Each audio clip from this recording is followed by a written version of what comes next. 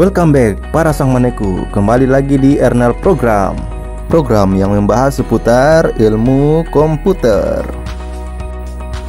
Oke, kali ini kita menggunakan komputer yang berbeda ya dari sebelumnya.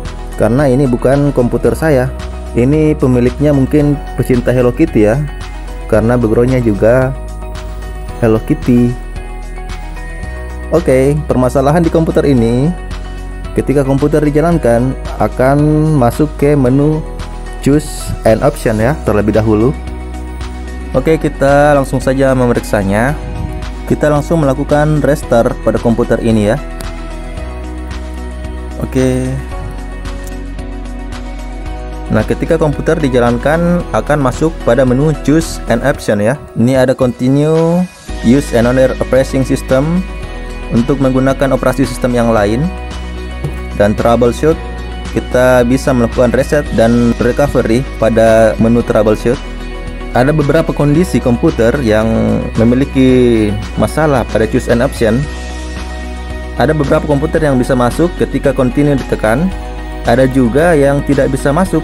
Nah, itu perlu dilakukan troubleshoot ya, melakukan reset pada komputer atau melakukan recovery, atau juga bisa melakukan updating atau install ulang pada Windowsnya, karena mungkin saja Windowsnya yang bermasalah ya. Dan turn off untuk mematikan komputer ya. Nah, kita memilih continue ya untuk masuk ke desktop komputer kita. Nah, pada komputer ini tidak begitu masalah ya, karena bisa masuk ke desktop. Hanya saja akan mengalami keterlambatan ketika kita membuka komputer, karena akan masuk choose an option dulu ya, lalu ke desktop. Nah, seperti yang saya bilang tadi di awal, bahwa ada beberapa komputer yang memiliki masalah berbeda-beda saat masuk pada menu choose an option. Ada yang bisa melakukan continue, atau ada juga yang tidak bisa.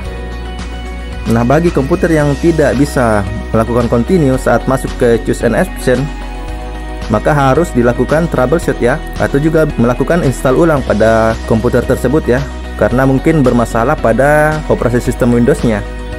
Nah, jika dilakukan install ulang namun masih masuk ke menu choose an option, maka yang bermasalah adalah hardware dari komputer tersebut, baik itu keyboard yang rusak atau prosesor dan komponen-komponen yang lain yang ada di dalam komputer tersebut ya. Namun bagi teman-teman yang memiliki masalah pada choose an option seperti komputer ini, maka kita akan melakukan disable pada time to display recovery option ya. Caranya, silakan teman-teman masuk ke Windows Search dan mengetik View Advanced System Setting. Kita open, dan di menu Startup and Recovery pilih Setting.